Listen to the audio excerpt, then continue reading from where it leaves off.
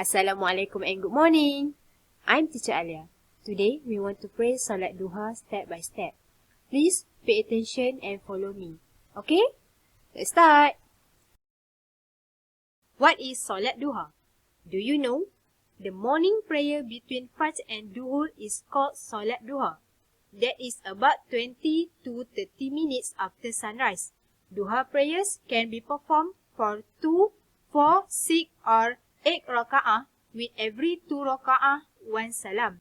Dhuha prayer gives you the same reward as performing umrah. And the reward of Solat Dhuha was same as making sadaqah. Step 1.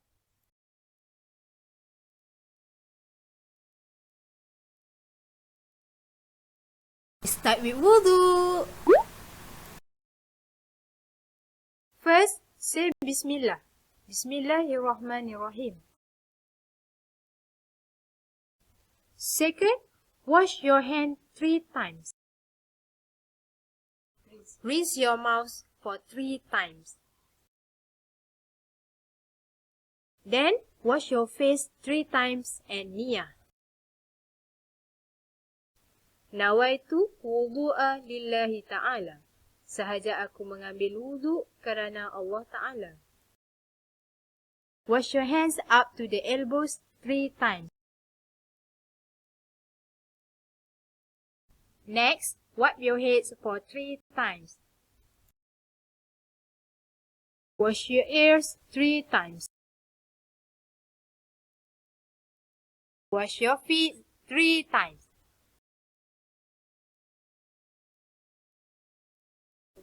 When we finish our wudu, recite the doa.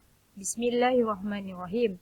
Ashhadu an la ilaha illallah wahdahu la syarikalah wa ashhadu anna Muhammadan abduhu wa rasuluh. Allahumma ja'alni minat tawabin waj'alni minal mutatahhirin waj'alni min ibadika salihin. Subhanakallahumma wa bihamdika astaghfiruka wa atubu ilaik. Step 2.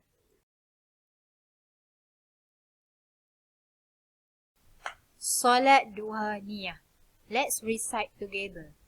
Usalli sunnatat dhuha rak'ataini lillahi ta'ala. Sahaja aku solat sunat duha 2 rakaat kerana Allah Ta'ala. Lastly, doa iftitah.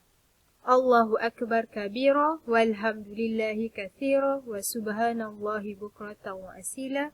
Wajjahtu wajhiya lilladhi fatara as-samawati wal ard hanifan musliman wa ma ana minal musyrikin.